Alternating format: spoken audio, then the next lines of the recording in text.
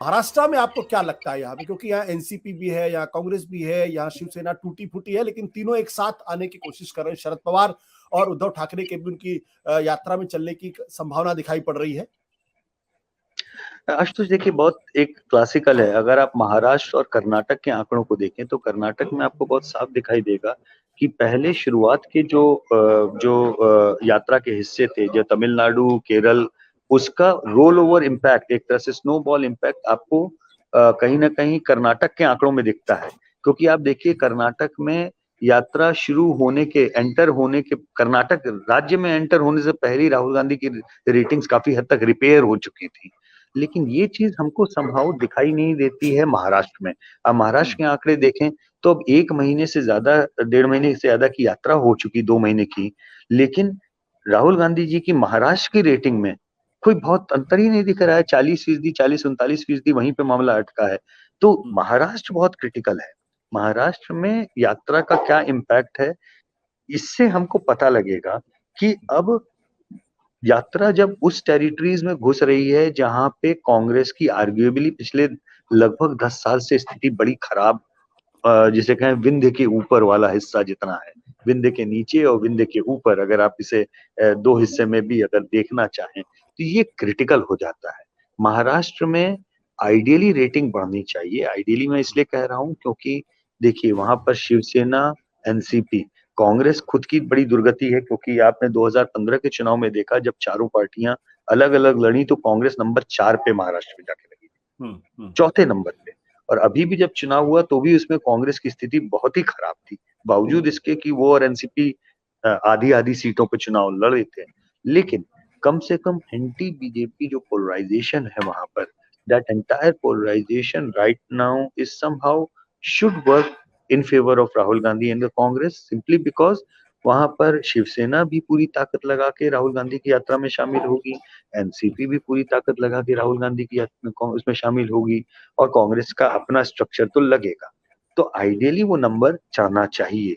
लेकिन अगर वो नंबर उस तरीके से नहीं चढ़ता है जिस तरीके से केरल, तमिलनाडु या कर्नाटक में आपको चढ़ता हुआ दिखाई दिया, तो फिर मुझे लगता है कि वहां पर कहीं ना कहीं आपको एक पॉलिटिकल, एक एक एक रियलाइजेशन भी होगा कि शायद चीजें बहुत ज्यादा रिपेयर करने की फिर जरूरत है, और उतनी भी रोजी नहीं है जितनी ज्यादा अभी हमको यात्रा के कारण लग रही है। यशवंत, आखिरी सवाल, अगर हम कर्नाटका को एक तरीके से बेंचमार्क माने तो कर्नाटका में बाईपोलर पॉलिटिक्स है। वहां बीजेपी कांग्रेस, बीच में जनता दल सेकुलर है। वहां पे महाराष्ट्र में कांग्रेस 1/4 है, यानी शिवसेना भी है, भारतीय जनता पार्टी भी है, और अब तो एक और शिवसेना आ गई है, फिर एनसीपी है और कांग्रेस है।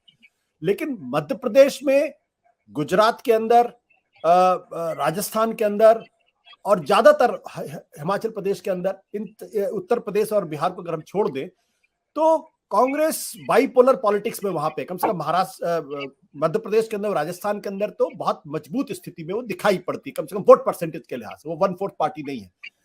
तो भले ही लगातार लोकसभा के चुनाव में इनका सुपड़ा साफ हो रहा हो, लेकिन विधानसभा में परफॉर्मेंस मोरालेस ठीक रहा है। तो क्या यहाँ राहुल गांधी की रेटिंग्स में इंप्रूवमेंट दिख सकता है या नहीं दिख सकता? दिखना तो चाहिए आशुतोष। एक सामान्य, एक ह्यूमन रिएक्शन के लिहाज से हम बोलें कि किसी भी राज्य में जो कांग्रेस के समर्थक होंगे, वो स्वाभाविक सी बात है, लगातार चुनाव दर चुनाव हारने के मसलन आप मध्य प्रदेश लीजिए। मध्य प्रदेश के लोगों ने तो कांग्रेस को चुनाव जिताया, उसके बाद में कांग्रेस अपनी सरफुटअव्वल अपने ही लोगों को नहीं संभाल पाई और राज्य सरकार से बाहर हो गई। तो कांग्रेस का मध्य प्रदेश में जो समर्थक है, आपको क्या लगता है कि वो बहुत उत्साहित इस समय बैठा होगा, दुखी होगा? अगर उस दुखी भरे मन में अगर यात्रा आती है और उनके उत्साह को बढ़ाने में कामयाब होती है, तो स्वाभाविक सी बात है एक एनर्जी का संचार पार्टी के अंदर आएगा। किसी भी यात्रा में आता है, किसी भी कोई भी पॉलिटिकल, देखिए सबसे बड़ा इसका सबूत तो एक बात आप ये समझिए कि नेताओं का जनता के बीच में लगातार जाना और कैंपेन करना कितना महत्वपूर्ण है, ये तो प्रधानमंत्री नरेंद्र मोदी के शेड्यूलिंग से समझ में आ जाता है। उनके जैसा व्यक्ति जो इस समय आर्ग्यूबली भारत में सबसे ज्यादा पॉपुलर पॉलिटिशियन है, जिसकी रेटिंग के ऊपर कहीं दूर दूर तक, अब तो लोग टेफ्लॉन प्राइम मिनिस्टर कहते हैं कि उनके ऊपर कोई मुद्दा कुछ चिपकता ही नहीं है, उनकी रेटिंग पे ही नहीं असर पड़ता। उस जैसा नेता, उस जैसा व्यक्ति भी जिस दिन उत्तर प्रदेश के नतीजे आए उसके दूसरे दिन वो गुजरात में कैंपेन में ऑलरेडी चला गया था। तो अमित शाह या नरेंद्र मोदी की सक्सेस का सबसे बड़ा कारण ये है कि वो लोग नॉन स्टॉप सड़क पे जूता घिसते हैं, नॉन स्टॉप मेहनत करते हैं। तो जिन राज्यों में कांग्रेस के समर्थकों को हताशा हो रही कि हमारे लोग, हमारे नेता हमारे पास में आते ही नहीं, हमारे नेता जमीन पे निकलते ही नहीं, कम से कम उनके अंदर एक आशा का संचार होगा, वो समर्थक बाहर निकलेंगे। इसका कहीं ना कहीं फायदा राहुल गांधी जी की रेटिंग में होगा। ऐसे मैंने बोला कि रेटिंग ये पहली सीढ़ी है, उनकी रेटिंग सुधरेगी, उसके बाद में पार्टी की रेटिंग सुधरेगी, फिर तीसरी इलेक्टोरल सस्टेनेबिलिटी आती है। सत्य हिंदी का ऐप डाउनलोड करें गूगल प्ले स्टोर पर।